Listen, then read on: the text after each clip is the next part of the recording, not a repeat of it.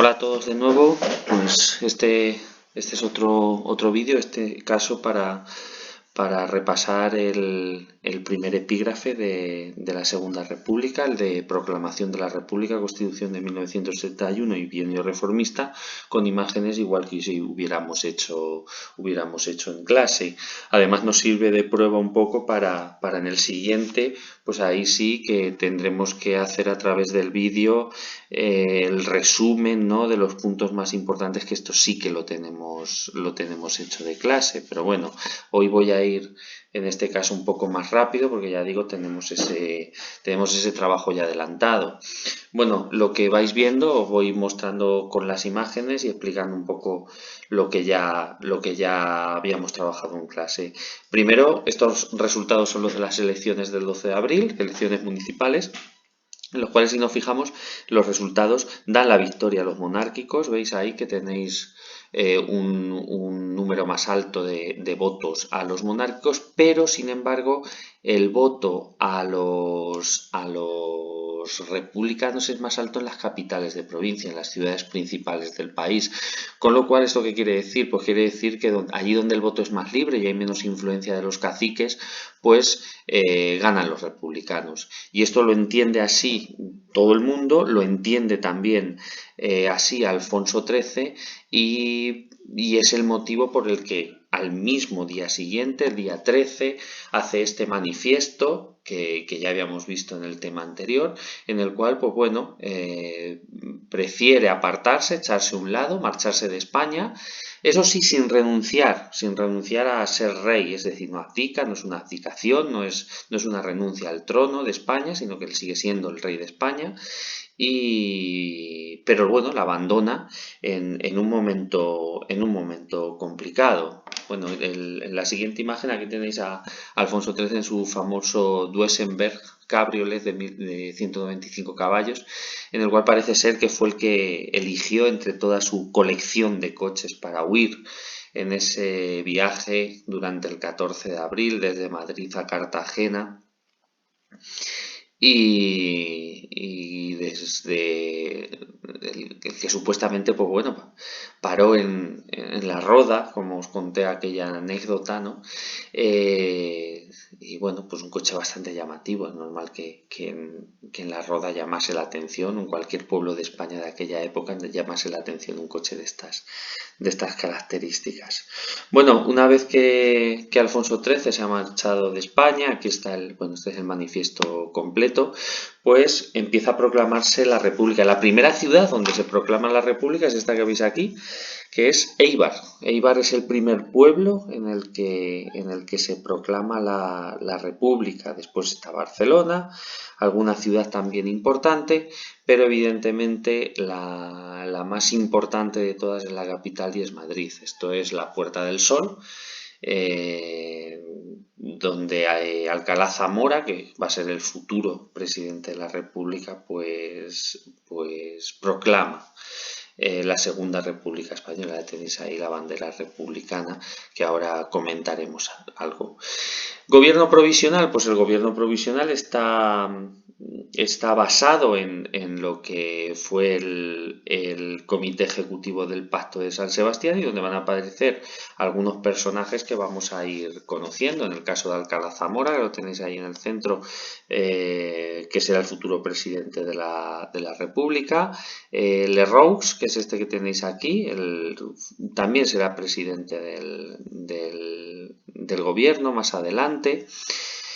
Largo Caballero, vamos a hablar de él mucho, no solo en la Segunda República, también en la Guerra Civil.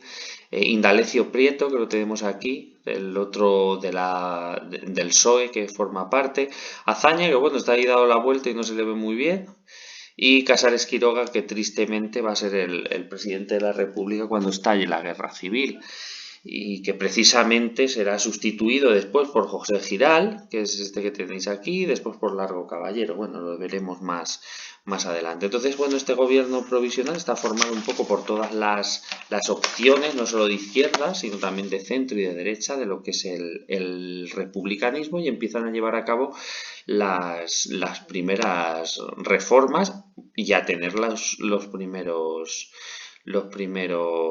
problemas. En el caso de la Generalitat, que vamos a ver ahora, empiezan los primeros decretos, el de laboreo forzoso y términos municipales.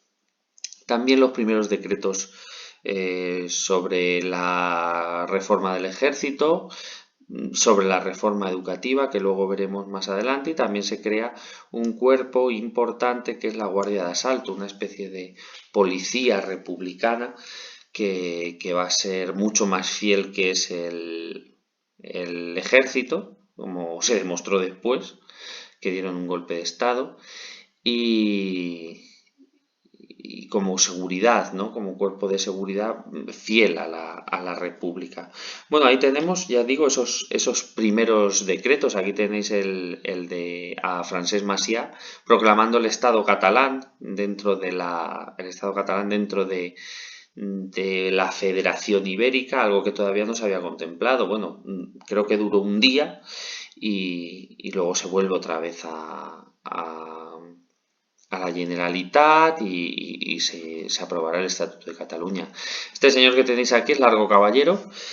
Como sabéis, es la opción más izquierdista, casi comunista, de hecho se le conoce como el Lenin español, del PSOE, y que lleva a cabo pues leyes muy de izquierdas, como la de laboreo forzoso, términos municipales, o las reformas que luego llevará a cabo como ministro de Trabajo, que veremos más adelante.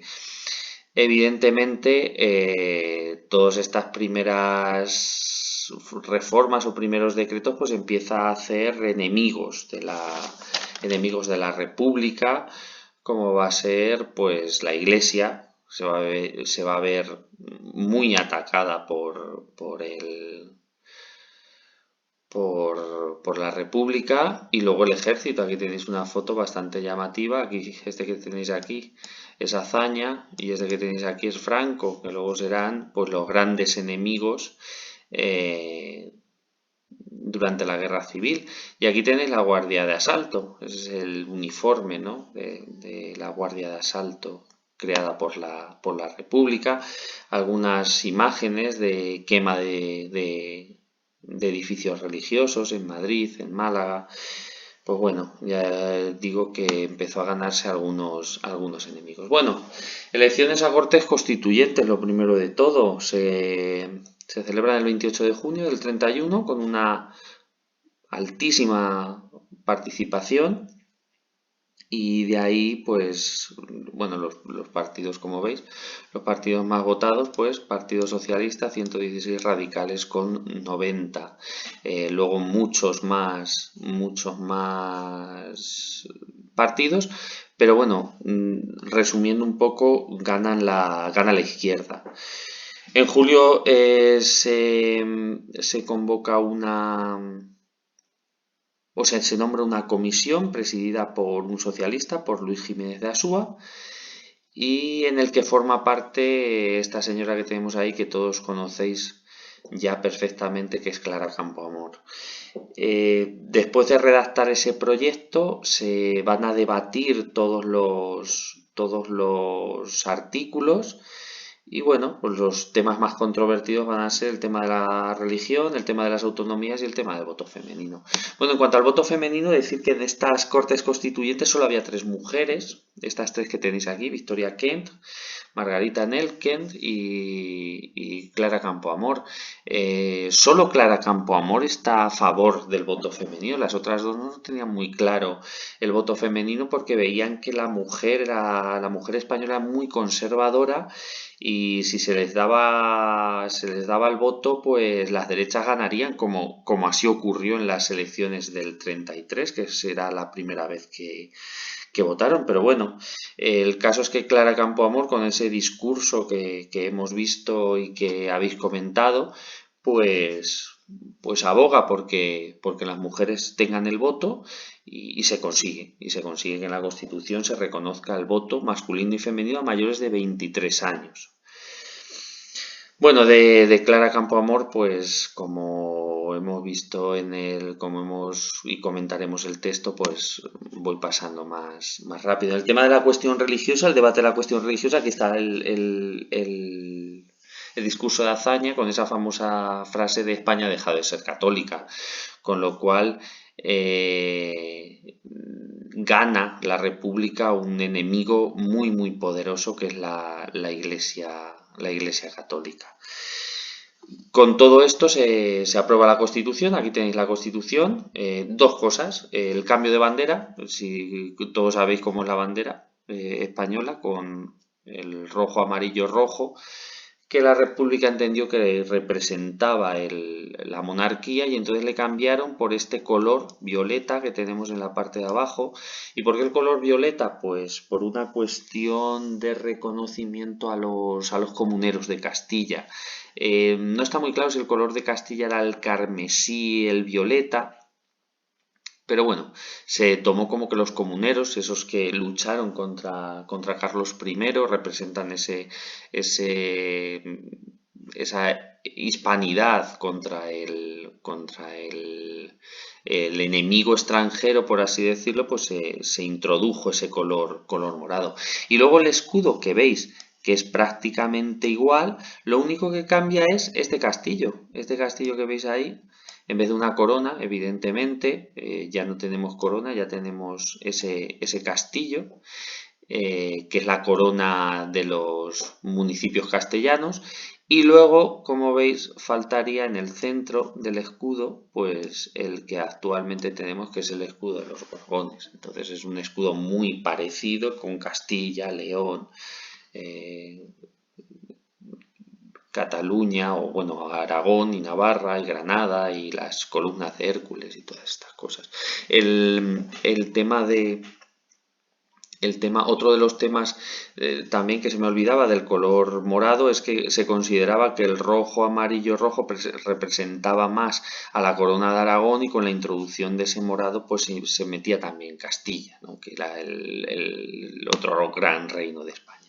Bueno, de la Constitución ya hemos hecho el comentario, la tenemos más que estudiada y bueno, pues destacar eso que habíamos visto, que es España va a ser una república democrática, que todo el mundo es igual ante la ley, que se pueden formar autonomías con sus estatutos de autonomía, que hay libertad religiosa o libertad de cultos, que controvertido el artículo 44, que toda la riqueza del país está subordinada a los intereses de la economía y por tanto podría ser nacionalizada. Ahí suena un poco a comunismo.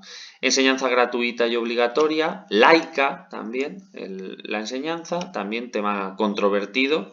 Y luego, otra cosa importante, el poder legislativo lo tiene el Congreso de los Diputados, única cámara, el Congreso de los Diputados.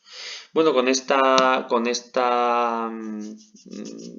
constitución, pues nace una constitución muy avanzada, muy progresista, muy de izquierdas, y al no nacer con ese consenso, pues muchos sectores de la sociedad española pues van a intentar acabar con ella. Bueno, primer gobierno, ese gobierno formado por Manuel Azaña como presidente y Alcalá Zamora, que será el presidente de la República. Bueno, Manuel Azaña pues va a llevar a cabo diversas reformas, continuando con los primeros decretos. Tener en cuenta que la situación económica, como veis aquí, bueno, en estos gráficos, la situación económica de España, como la de todo el mundo, es muy mala, porque estamos en los años 30, porque estamos en la Gran Depresión, con lo cual la situación económica no es buena y eso significa que España pues va a tener una mala economía y eso hace que las reformas no se puedan llevar a cabo como se quisiera. Vamos a ver algunas de las principales. La primera, la reforma agraria. La reforma agraria consistía en coger, básicamente es expropiar aquellas fincas que estuviesen mal cultivadas o sin cultivar para dárselas a los campesinos por parcelas que pagarían un alquiler. El problema es que para poder expropiar hacía falta dinero y dinero no había.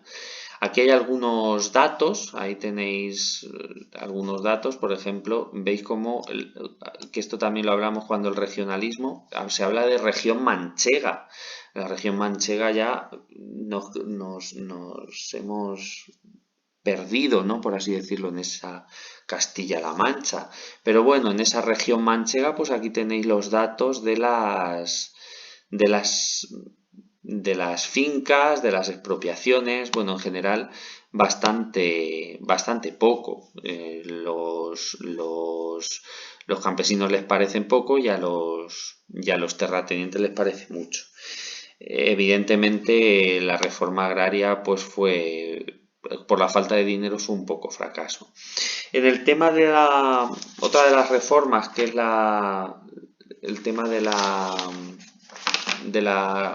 por seguir el orden del tema, la educación.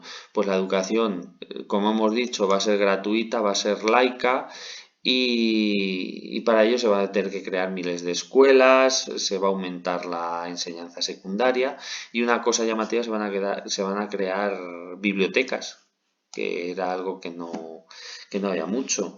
En el caso del ejército, pues, bueno, en este caso hablamos de la política autonómica, pues el Estatuto de Cataluña va a ser el único que se va a aprobar durante la Segunda República. Luego el del País Vasco se aprobó durante la Guerra Civil y Galicia no llegó ni siquiera a aprobarse. En el tema de las reformas laborales, pues el principal, los principales ya lo habíamos dicho, la ley de términos municipales, las de laboreo forzoso, todas protagonizadas por ese ministro de Trabajo que era Largo Caballero. Bueno, este es el general Sanjurjo y aquí empieza la oposición al gobierno de la República o al gobierno de Azaña. Por un lado vamos a tener a las derechas, la Iglesia está en contra del gobierno, los grandes terratenientes están en contra del gobierno y también el ejército. Y Sanjurjo da un golpe de Estado, fracasa el golpe de Estado, va a la cárcel, es condenado a muerte, pero indultado por Manuel Azaña, y luego será uno de los cabecillas del golpe de Estado del 18 de julio, de la Guerra Civil. Lo que pasa es que, bueno, él muere, Sanjurjo muere, y no está para ver la victoria ni formar parte de ese futuro, de esa futura dictadura de Franco. Esto por parte de la derecha y por parte de la izquierda, pues muchos enfrentamientos entre campesinos, entre obreros y uno de los más graves es el de Casas Viejas, en ese intento por CNT y FAI de conseguir lo que ellos llamaban el comunismo libertario, es decir, conseguir tierras y hacer comunas, comunas donde no existe la propiedad privada. Y en ese enfrentamiento en Casas Viejas, pues hay un resultado de muertos, como veis en la imagen. Y este es el golpe ya definitivo al gobierno de Azaña. Azaña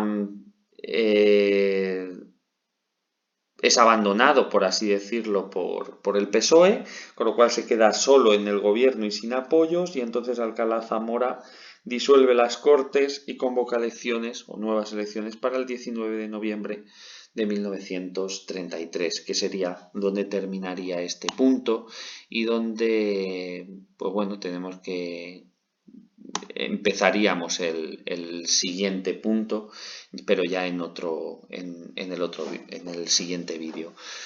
Esto sería un poco el resumen. Ya sabéis que, pues bueno, cualquier duda, cualquier cosa, pues por el correo me lo podéis enviar.